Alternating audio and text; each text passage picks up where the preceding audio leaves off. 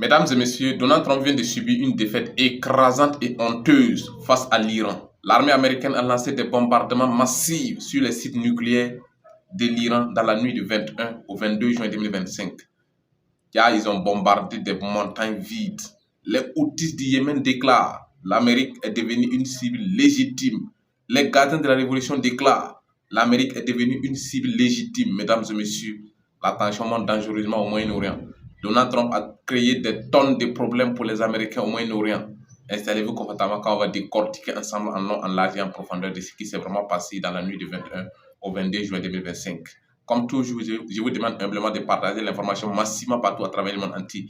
Partagez-la dans tous les groupes possibles. Laissez beaucoup de j'aime et de commentaires pour nous encourager à produire d'autres vidéos en temps réel de façon efficace. Alors, dans la nuit du 21 au 22 juin, la marine américaine a lancé des missiles de croisée sur les installations nucléaires iraniennes de Natanz, de Fordo et de Isfahan.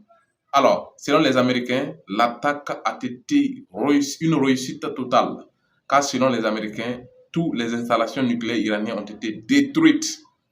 Mais, chers dames et messieurs, c'est de la propagande, c'est des mensonges.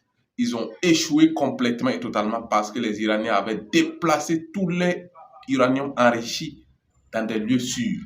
Alors, voyons la version iranienne. Selon les hauts responsables de la sécurité iranienne, tout l'uranium enrichi était déplacé depuis mars. Tout l'uranium enrichi des Iraniens était déplacé dans des lieux sûrs depuis le mois de mars. Donc, l'armée américaine a bombardé des montagnes vides. Chers dames, chers messieurs, une défaite écrasante pour les renseignements américains. Ils n'ont même pas su que l'uranium était déplacé dans des lieux sûrs. Alors, les hauts responsables de la sécurité iranienne déclarent, en collaboration avec les voisins pakistanais et russes, notre uranium enrichi était déplacé dans des lieux sûrs, chers dames, chers messieurs. Les dommages causés par les frappes américaines, selon les gardiens de la révolution, toujours, est réparable. Ils peuvent les réparer en 2 semaines, mesdames et messieurs. C'est ce que les Iraniens disent. Donc, les missiles n'ont même pas atteint les profondeurs de l'usine. Une défaite écrasante et honteuse pour Donald Trump. Non seulement il a créé des tonnes de problèmes pour les Américains, parce que les gardiens de la révolution ont déclaré qu'ils vont frapper en représailles toutes les bases américaines dans les prochains jours. Toutes les bases américaines seront bombardées par des missiles hypersoniques iraniens dans les prochains jours. Les Houthis du Yémen déclarent tous les navires américains qui vont s'hasarder à passer par la mer Rouge seront pris pour cible.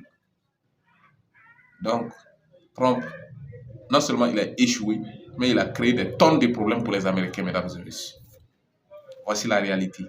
Dans le même temps, à l'heure actuelle où je vous parle, les gardiens de la révolution ont balancé des centaines de drones et de missiles vers Israël.